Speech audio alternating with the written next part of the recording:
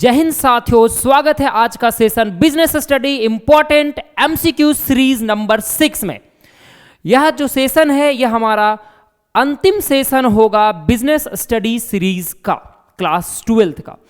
बिना समय व्यतीत करते हुए आइए शुरुआत करते हैं इस सेशन का पहला क्वेश्चन नंबर 1 से। लेकिन ध्यान देंगे हम रैपिड मोड में सभी क्वेश्चन का आंसर एनालिसिस करेंगे। क्वेश्चन नंबर 1 जो है, management is an art of, प्रबंध कला है, doing work himself, taking work from other, for doing work himself and taking from others. तो करेक्ट आंसर क्या होगा? स्वयं काम करने एवं दूसरों से काम लेने की।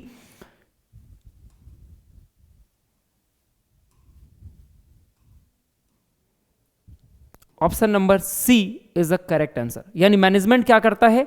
स्वयं काम करता भी है और दूसरे से काम करवाता भी है। Option number C is the correct answer. Question number 2 देखेंगे। Question number 2, management is an art of doing work himself, taking work from them, both A and B. तो करेक्ट आंसर क्या होगा? Option number C. ठीक है, doing work himself and taking work from them. Question option number C is the correct answer.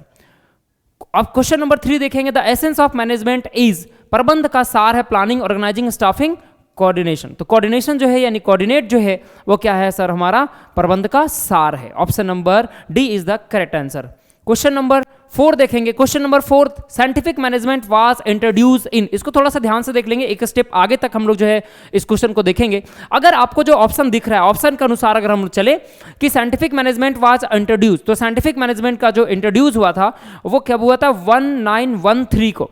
लेकिन अगर option में option number ए 1913 ना हो और ऑप्शन में अगर 1909 हो तो याद रखेंगे सर, फिर हमारा करेक्ट आंसर क्या होगा? 1909। क्योंकि इसी समय जो है वो FW टेलर साहब ने क्या किया था? साइंटिफिक मैनेजमेंट को इंट्रोड्यूस किया था लोगों के बीच। लेकिन अगर ऑप्शन में अगर आपको 1909 नहीं दिखे तो करेक्ट आंसर क्या होगा हमारा? 1913। यानी इस क्वेश्चन के अनुसार चलेंगे तो question number 1 is the correct answer, option number A. Question number 5 देखेंगे। मार्केटिंग इंक्लूड्स, विपणन में सम्मिलित होते हैं, purchase, sale, warehousing, all of these. तो उपरोक्त तीनों जो है वो क्या होगा? मार्केटिंग में इंक्लूडेड होगा यानी कि सम्मिलित होगा। Option number D is the correct answer, all of these. Question number 6 देखेंगे sir. Capital structure effect, capital structure effect होता है, किससे इफेक्ट होता है? पूंजी संरचना को प्रभावित करता है। नेचर ऑफ बिजनेस, बिल्कुल करेगा sir. Option number B, size of business, बिल्कुल साइज ऑफ बिजनेस भी क्या करेगा? तो इफेक्ट करेगा। Option number C, income. उपरोक्त तीनों जो आपको ऑप्शन दिख रहे हैं, ये तीनों ऑप्शन जो है वो कैपिटल स्ट्रक्चर को क्या करेगा? इफेक्ट करेगा। That's reason the correct answer will be option number D. Question number देखेंगे sir 7 number. Financial manager take decision, financial, investment, dividend. तो एक जो फाइनेंशियल मैनेजर है वो निर्णय लेता है, किससे संबंधित लेता है? तो वित्त से संबंधित लेता है, विनियोग से संबंधित लेता है या लाभांश से संबंधित लेता है। तो याद रखेंगे उपरोक्त तीनों से संबंधित निर्णय लेगा। तो करेक्ट आंसर क्या होगा? All of these, option number D. Next question number 8 देखेंगे। एम्प्लॉय ट्रेनिंग इज, यानी कर्मचारियों का जो प्रशिक्षण है वो क्या है सर? तो कर्मचारियों का जो प्रशिक्षण है वो नेसेसरी है यानी कि आवश्यक है। Option number B is the correct answer. Question number 9 देखेंगे। Question number 9, how many levels of management.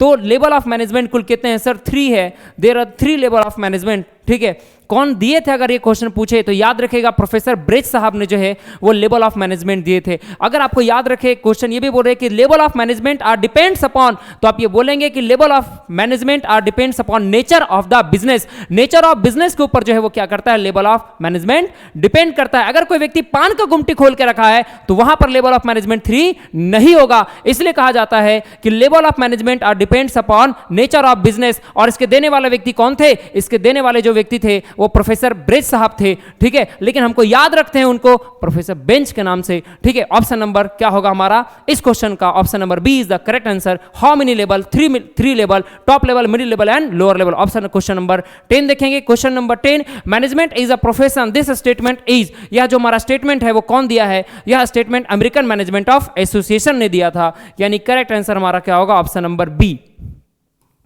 Next question देखेंगे। Question number 11, father of scientific management. Scientific management के जो जनक है वो कौन है? वैज्ञानिक प्रबंध के जनक किन्हें कहा जाता है? तो FW टेलर को कहा जाता है। क्वेश्चन नंबर 11 का correct answer option number B.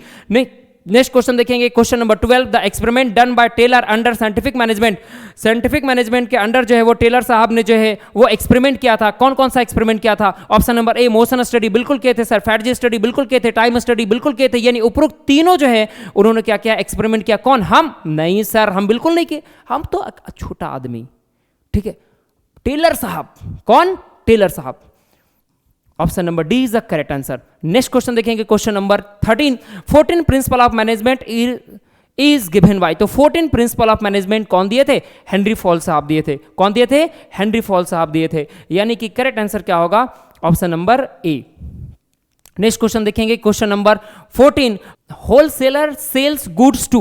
Wholesaler जो है वो क्या करता है? सेल्स करता है गुड्स को, ठीक है। तो होलसेलर आपको याद रखेगा, सबसे पहले मैन्युफैक्चरर आएगा। मैन्युफैक्चरर किसको बेचेगा? एजेंट को बेचेगा। एजेंट किसको बेचेगा? होलसेलर को। होलसेलर किसको बेचेगा? रिटेलर को। तो आपसे पूछा जा रहा है होलसेलर जो है वो गुड्स किसको सेल करता है? तो याद रखेंगे किसको सेल करेगा? रिटेलर को। Option number B is the correct answer. Question number हम लोग देखेंगे 50, money spend on staffing. Staffing पे जो पैसे खर्च किए जाते हैं वो क्या है? नेसेसरी है, वेस्टेज है, इन्वेस्टमेंट है, नन ऑफ दीज। तो करेक्ट आंसर क्या है? इन्वेस्टमेंट है, यानी स्टाफिंग पे, नियुक्तिकरण पे जो भी पैसे खर्च किए जाते हैं वो हमारे क्या कहलाते हैं सर? इन्वेस्टमेंट कहलाते हैं, विनियोग कहलाते हैं। Next question, question number 16, which of the following is not a current assets. Not लिखा हुआ है सर, नॉट करंट एसेट्स। आपको पता होगा स्टॉक क्या है? डेप्टर्स है। तो ऑप्शन नंबर सी क्या होगा? Primary expenses. Next question, question number 17 देखेंगे, staffing is the responsibility of. Staffing जो है वो रिस्पॉन्सिबिलिटी है, top level, middle level, lower level, all of these. तो करेक्ट आंसर क्या होगा sir? All of these. Next question देखेंगे, question number 18, human resource management include recruitment, selection, training. तो human resource management जो है इन तीनों से संबंध रखता है, रिक्रूटमेंट से भी, ट्रेनिंग से भी और सिलेक्शन से भी। तो करेक्ट आंसर क्या होगा? Option number D. Next question, question number 19 देखेंगे sir. Question number 90, direction is required at the level of management. Direction जो है वो रिक्वायर्ड होता है टॉप लेवल पे, मिडिल लेवल पे, लोअर लेवल पे होता है, ऑल ऑफ दिस। तो आपको पता है डायरेक्शन यानी निर्देशन जो है वो सभी स्तर पे जरूरी है, टॉप में भी, मिडिल में भी और लोअर में भी। तो उपरोक्त आंसर क्या होगा? ऑल ऑफ दीज, ठीक है। क्वेश्चन नंबर 19 का correct answer option number D. Next question देखेंगे, question number 20। Question number 20, why is an effective system of communication essential in business. बोला जा रहा है कि बिजनेस करने के लिए संदेशवाहन प्रभावी होना चाहिए। क्यों होना चाहिए? ऑप्शन नंबर ए आपको दे रखा है, टू गाइड, बिल्कुल। Option number B, to information. Option number C, to instruction. Option number D, all of these. तो एक इफेक्टिव कम्युनिकेशन में ये तीनों गुण विद्यमान हैं। तो करेक्ट आंसर क्या होगा सर? करेक्ट आंसर होगा option number D, all of these. Question number 21, production in scientific management is. Production in scientific management is, जब हम प्रोडक्शन करेंगे तो हमारा क्या होगा? प्रोडक्ट, जब हम साइंटिफिक मैनेजमेंट के तहत प्रोडक्शन करेंगे तो प्रोडक्शन क्या होगा? क्या होगा सर? बताएंगे आप जल्दी से? मिनिमम, मिनिमम नहीं, क्या होगा सर? मैक्सिमम होगा। Option number A. Question number 22, analysis in scientific management. Scientific management में जो एनालिसिस है, ठीक है, वो कितना होता है, कितना परसेंट होता है? हमने कई बार जो है वो पिछले सेशन में आपको बता रखा है कि एनालिसिस इन साइंटिफिक मैनेजमेंट अगर प्रश्न में रहे तो 75%, और अगर स्किल लिखा रहे क्वेश्चन में तो 25%। स्किल लिखा रहे तो कितना परसेंट सर? 25%। एनालिसिस लिखा रहे तो सर कितना? 75%। Option number C is the correct answer. Next question, question number 23। Question number 23, Henry Fayol was, Henry Fayol कैसे थे सर? तो वो माइनिंग इंजीनियर थे। क्या थे? Mining engineer. Option number B is the correct answer. Question number 24, which of the following is not a characteristics of business environment. निम्नलिखित में से कौन सा व्यावसायिक पर्यावरण के विशेषता नहीं है?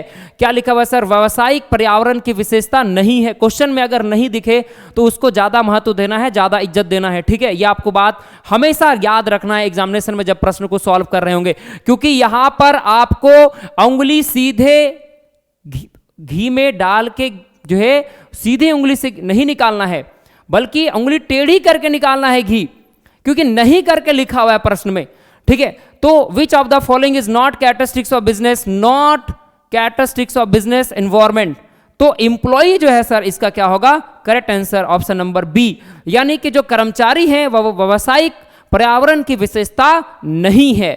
क्वेश्चन नंबर आएंगे 25। क्वेश्चन नंबर 25 बोला जा रहा है, सेंट्रलाइजेशन रिफर्स टू, केंद्रीकरण से तात्पर्य होता है। तो केंद्रीकरण से तात्पर्य होता है retention of decision making authority. जब कोई भी व्यक्ति निर्णय लेने से संबंधित अधिकारों को अपने पास रखे तो उसे ही क्या कहते हैं, केंद्रीकरण।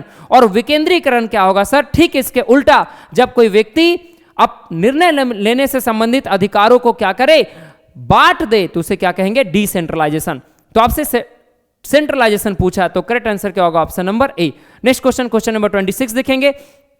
क्वेश्चन नंबर 6 बोल रहा है स्पैन ऑफ मैनेजमेंट रिफर्स, यानी स्पैन ऑफ मैनेजमेंट क्या कहलाता है, तो span of management refers to number of subordinate that a manager can be efficiently handle. जब हम क्या करेंगे, मैनेजर को इफिशिएंटली, जब कोई मैनेजर अपने सबऑर्डिनेट को इफिशिएंटली हैंडल कर देता है तो उसे ही क्या कहेंगे सर, हम स्पैन ऑफ मैनेजमेंट। ऑप्शन आपको दिख रहा है, option number A number of management, length of term for which a manager is appointed, option number C number of subordinate under superior. तो ये जो करेक्ट आंसर है ऑप्शन नंबर सी जो है वो हमारा क्या होगा सर, करेक्ट आंसर। क्योंकि जब कोई मैनेजर अपने सुपीरियर, जब एक मैनेजर के अंदर बहुत सारे सबऑर्डिनेट काम कर रहे होंगे, इससे यह दिखा रहा है उस मैनेजर के, क्या दिखा रहा है सर, इफिशियंसी को दिखा रहा है। और यही तो इसकी क्या है, विशेषता है। आपने देखा इफिशिएंटली जब कोई मैनेजर हैंडल कर लेगा अपने सबऑर्डिनेट को, बहुत सारे जब सबऑर्डिनेट को एक मैनेजर इजी वे में हैंडल कर ले रहा है तो उसी को हम क्या कहेंगे सर, उसी को हम स्पैन ऑफ मैनेजमेंट कहते हैं। यानी क्वेश्चन नंबर 26 का करेक्ट आंसर होगा option number C. Next question देखेंगे, question number 27, recruitment in the life of organisation is. जो भर्ती है वो ऑर्गेनाइजेशन में कितने बार किए जाते हैं, 1 बार, 2 बार, 3 बार, 4 बार, 5 बार, 6 यार जिंदगी भर। तो आपको याद रखना है करेक्ट आंसर क्या होगा, एक ऑर्गेनाइजेशन में, एक फर्म में जो रिक्रूटमेंट का जो प्रक्रिया है वो जिंदगी भर यानी कॉन्टिन्यूअस, निरंतर करना होता है। तो करेक्ट आंसर क्या होगा सर, ऑप्शन नंबर डी।